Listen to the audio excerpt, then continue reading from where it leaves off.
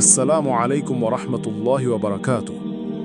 কালো জাদু এমন এক ধরনের শয়তানি কাজ যা মানুষ, জিন বা শয়তানদের সাহায্যে কালো ক্ষতি করার জন্য করে থাকে।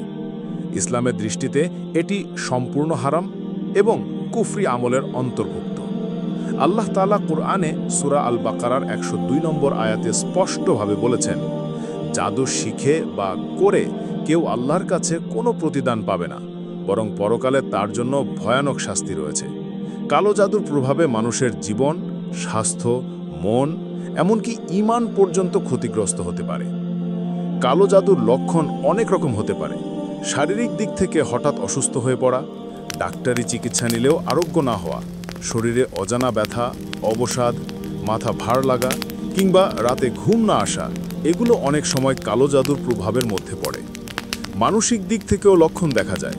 হঠাৎ করে অকারণে ভয় পাওয়া, দুঃস্বপ্ন দেখা, পরিবারের কারো প্রতি অযৌক্তিক ঘৃণা বা রাগ তৈরি হওয়া, এমনকি নিজের ভালো কাজগুলোতে আগ্রহ হারিয়ে ফেলা।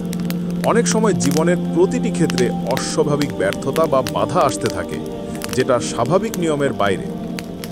আধ্যাত্মিকভাবে কালো জাদুর প্রভাবে মানুষের ইবাদতে অনীহা দেখা যায়। নামাজে মনোযোগ না থাকা, কুরআন পড়তে না পারা বা পড়তে গিয়ে কষ্ট অনুভব করা, আল্লাহর স্মরণ বা জিকির করতে বিরক্তি লাগা, এগুলো এক ধরনের ইঙ্গিত হতে পারে। তবে মনে রাখতে হবে, প্রতিটি সমস্যাই কালো জাদুর কারণে হয় না। তাই সন্দেহ হলে সরাসরি অভিজ্ঞ, বিশ্বস্ত ও শরিয়া মেনে চলা কোনো রাকির কাছে যাওয়া উচিত। কালো জাদুর প্রতিকার কেবল ইসলামী উপায়ে করাই বৈধ ও নিরাপদ। প্রথমেই তওবা করে আল্লাহর কাছে ক্ষমা চাইতে হবে, কারণ আল্লাহর ইচ্ছা ছাড়া কিছুই হয় না। প্রতিদিন ফজর ও মাগরিবের পর ৩ বার করে সূরা ইখলাস, সূরা ফালাক এবং সূরা নাস পড়ে নিজের উপর ও পরিবারের উপর ফুঁ দিতে হবে। আয়াতুল কুরসি নিয়মিত পড়া, বিশেষ করে ঘুমানোর আগে, শক্তিশালী সুরক্ষার হিসেবে কাজ করে। সূরা আল বাকারা ঘরে নিয়মিত তেলাওয়াত করলে শয়তান ও জাদুর প্রভাব দূরে থাকে। এর পাশাপাশি কালো জাদুর প্রভাবে ব্যবহৃত জিনিস পাওয়া গেলে তা ধ্বংস করতে হবে, যেমন পানিতে গলিয়ে ফেলা বা মাটিতে পুঁতে ফেলা, তবে কোনো শিরক বা হারাম কাজ ছাড়া। কোনো তাবিজ, কবজ বা জাদুকরী উপকরণ ব্যবহার করা ইসলামে কঠোরভাবে নিষিদ্ধ, বরং আল্লাহর উপর পূর্ণ ভরসা রাখা উচিত।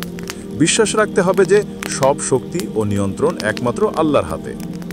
সবচেয়ে গুরুত্বপূর্ণ বিষয় হলো ঈমানকে শক্ত করা, বেশি বেশি কোরআন তেলাওয়াত, নফল ইবাদত, দোয়া ও জিকির করা।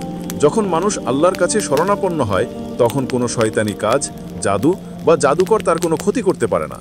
আল্লাহ তাআলা কোরআনে প্রতিশ্রুতি দিয়েছেন, যারা তার উপর ভরসা করে তাদের জন্য তিনিই যথেষ্ট।